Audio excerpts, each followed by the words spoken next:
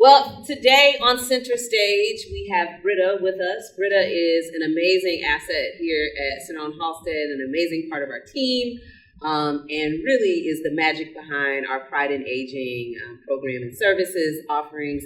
And so we're excited to be doing like a quick little interview. If this is your first time watching, this is actually the only second Center Stage we've ever done. So you're right on time. You're right where you need to be. But my name is Joli Robinson, she, her, hers pronouns. I'm the CEO here at Center on Halsted. Behind the camera, they probably don't want me to introduce them, but behind the camera is Mason, them. They are our marketing and communications manager, and they do such a tremendous job. And as I mentioned, I'll pass it over to Britta for an introduction. Okay, great. Well, it's a pleasure to be here. Thank you so much.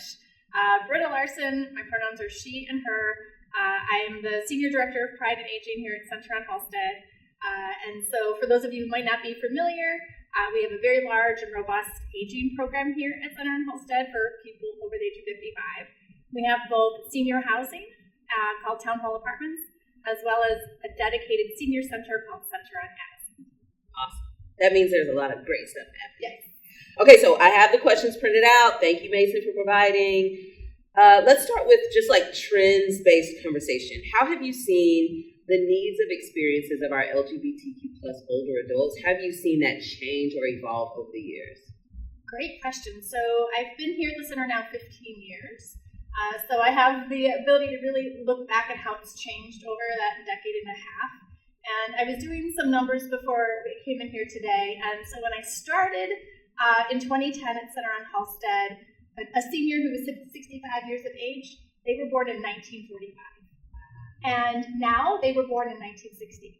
And so when you think about how different the world was in 1945 for an LGBTQ identified person, when they were coming of age, it was definitely not an option for them to be out and for them to identify as part of the community.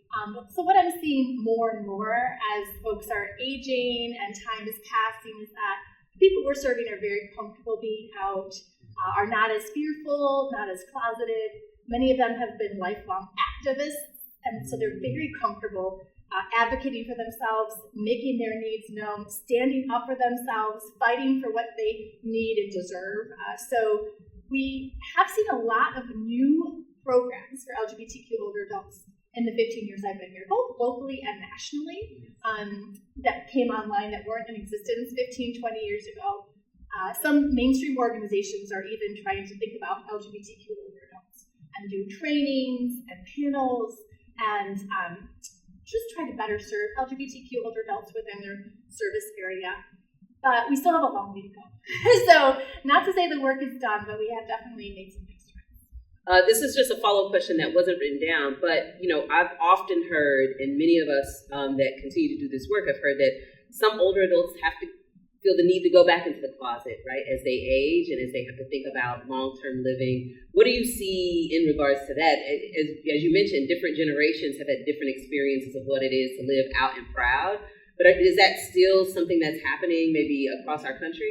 That's a great question. So in my experience, the more vulnerable someone is, the more likely they are to go back in the closet as they're aging. So if you think about someone living in a skilled nursing facility, where they're completely dependent on the staff for all of their care, and they probably have at least one or maybe two roommates. And if they're getting maybe bullied for being LGBTQ or isolated, they can't just really like pack up their suitcase and just leave. Right. They're much more marginalized, much more vulnerable, and in those settings, many older adults just prefer to go back in the closet rather than risk any mistreatment or discrimination or bullying, which is really heartbreaking and really sad, and shows how much work we still need to do, especially in those long-term care environments. Absolutely, absolutely. Can you share a moment or story that really captures the heart of the Pride and Aging community? Sure. So I thought long and hard about this, and I really wasn't able to come up with one story because there are so many over the 15 years, but I have the advantage of knowing many town hall residents before they moved into town hall. And so I can really see what their life was like before town hall and how it's changed since town hall. And so for many of the LGBTQ older adults in town hall, they have really come into their own. and they've really blossomed. And for the first time in their life, they're living in safe, affordable, affirming housing. And they're living in community with other LGBTQ people. And they have Center on Halsted right next door. And so many of them are volunteering at Center on Halsted. They're participating in programming here at the center. Center on Addison, our senior center, is on the first floor, so they're engaged in our programming. But also the whole neighborhood is so vibrant. There's so much to do here. Excellent public transportation. And so I just see them active, engaged, just loving life and really engaging with this cohort of folks who moved into town hall at the same time they did, which is really great to see. That's special. That really is special. We love to end kind of these interviews asking a question about what centers you. Oh, sure.